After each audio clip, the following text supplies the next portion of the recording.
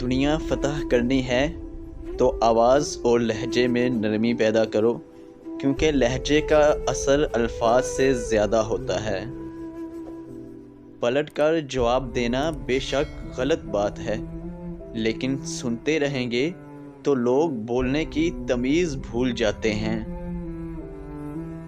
انسان کی انسانیت تب ختم ہوتی ہے جب اسے دوسروں کے دکھوں پر ہنسی آنے لگے۔ طاقت کی ضرورت تب ہوتی ہے جب کچھ برا کرنا ہو، ورنہ دنیا میں سب کچھ پانے کے لیے آپ کا حسن عمل اور حسن اخلاق ہی کافی ہے۔ انسان پر جب اچھا وقت آنے لگتا ہے تو بہت سے ایسے رشتے بھی پیدا ہو جاتے ہیں جو بہت پہلے آپ کو قبر میں اتار چکے ہوتے ہیں۔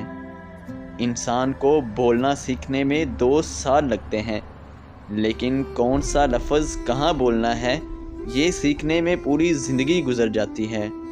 رشتوں کو ایسی خوبی سے نبھاؤ جیسے شہد کی مکھی پھولوں سے رس بھی لے لیتی ہے اور ان کا نقصان بھی نہیں ہونے دیتی۔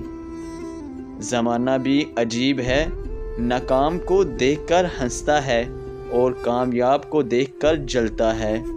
اپنے خلاف باتیں خاموشی سے سن لو اور جواب دینے کا حق وقت کو دے دو۔ وقت اچھا ہو تو آپ کی غلطی بھی مذاق لگتی ہے، اور وقت خراب ہو تو مذاق بھی غلطی بن جاتا ہے۔ سب کچھ ٹوٹ جائے مگر وہ مان نہ ٹوٹے جو آپ نے کسی پہ خود سے بھی زیادہ کیا ہو۔